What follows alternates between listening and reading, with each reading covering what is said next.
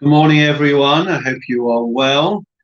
Today's learning is dedicated to all those that we are of Yortzeit for, including Ed Newman's late father, Hubby Newman, as well as all those that we are saying Kaddish for in the year.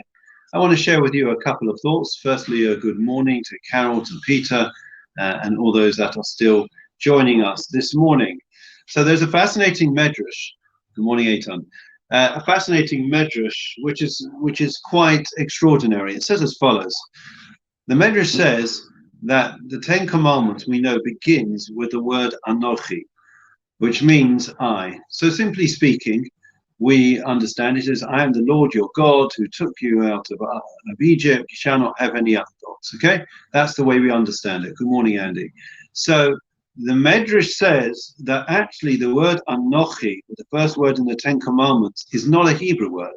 The Medrash says that it's an Egyptian word. Now, why would an Egyptian word be in the Torah and be in the Ten Commandments?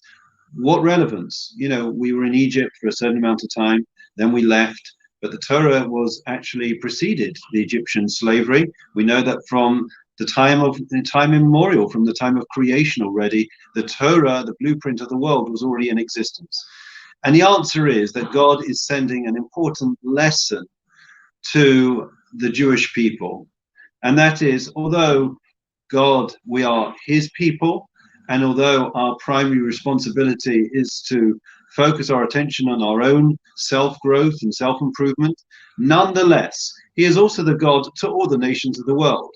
And therefore, that is why an Egyptian word is used, because God recognized we would spend 210 years in Egyptian slavery.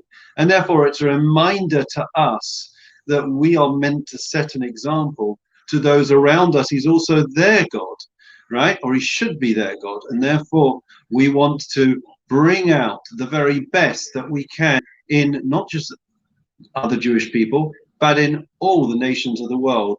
And says the Netziv, along similar lines, that is one of the reasons why we find ourselves scattered amongst the four corners of the earth. Wouldn't it be better if we had to go into exile to all be in one place? It's not a matter of spreading a risk. It's a matter of that we are meant to influence all those around us. This world will not be in its completed state until everyone recognizes the oneness of God. Idea number one.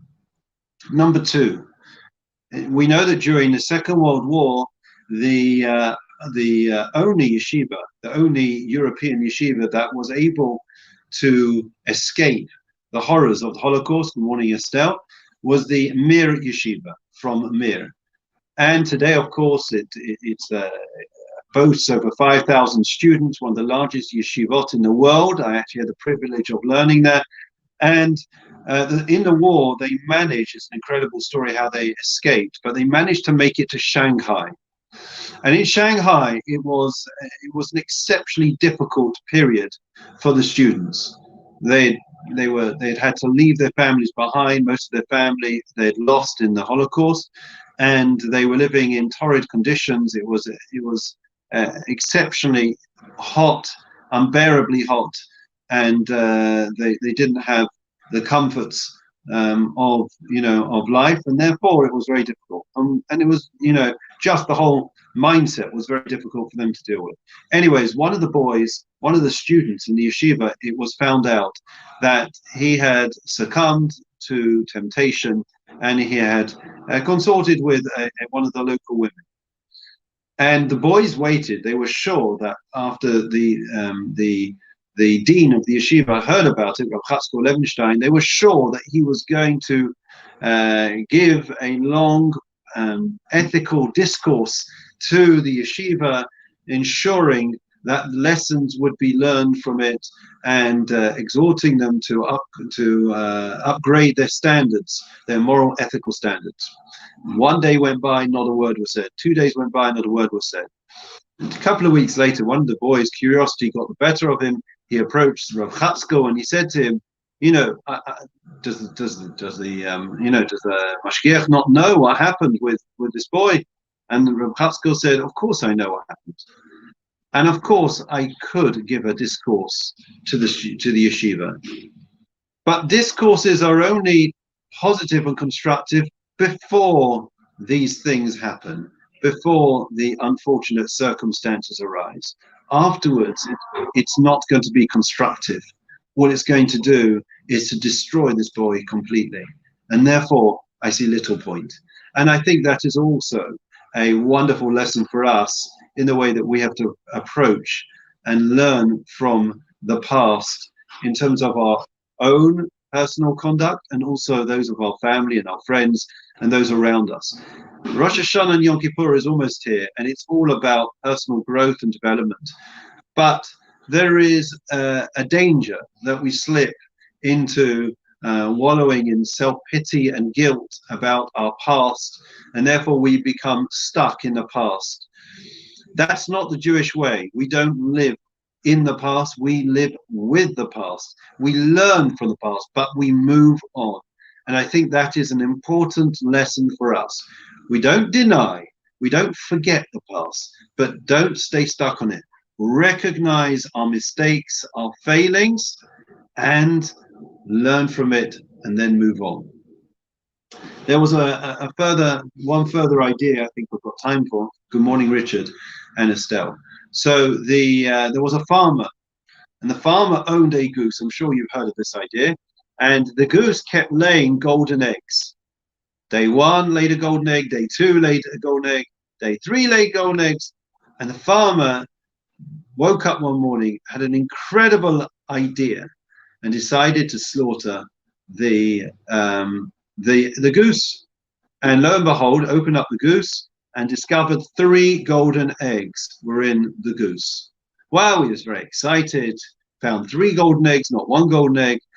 And of course, when his wife heard what he had done, she berated him. She said to him, how silly, how short-sighted are you? Because now you've got 3 golden eggs today, but no golden eggs tomorrow. What an important lesson for us in terms of our outlook. So often we take the shortcuts. We're looking for the here and now, the immediacy. What can I get now? Right? Everyone wants instant success, instant gratification. There's no long-term planning and thinking. Life is so short. Here today, gone tomorrow. Important for us to think and to plan and to live our lives for the long term, not just for the here and now. Okay, so one final little idea, and then we're going to wrap it up this morning. As I know everyone's, maybe they're planning to go away, I don't know, bank holiday weekend. So the question's asked, and Rob Wallenstein asked the question, how do we know that life is a gift? How do you know life's a gift? You know, I've had life for the last 47, 48 years, 50 years, 70 years, 80 years, whatever it is. You know, why should I not see it as, you know, it's my life, I can do with it what I want? And he answers, the fact that we can see around us, the fact that life in people is here today and gone tomorrow, the fact that it can be taken away from us at any second, that means that it's a gift. It's not ours. It's not to be taken for granted. It's something that we have to take advantage of, something that we have to make the most of, something that we have to celebrate, something that we have to appreciate. But it's not something that we should take advantage and assume because we had last year, therefore we necessarily have the next year, or we have last year was in good health, this year will be in good health. Every day is a precious gift. Friends, if ever there was a lesson for us to learn of COVID, it's this lesson. We cannot be complacent. We have to recognize that every day is a precious gift for us and for our families. Make the most of it. Use it to the full for what it was intended.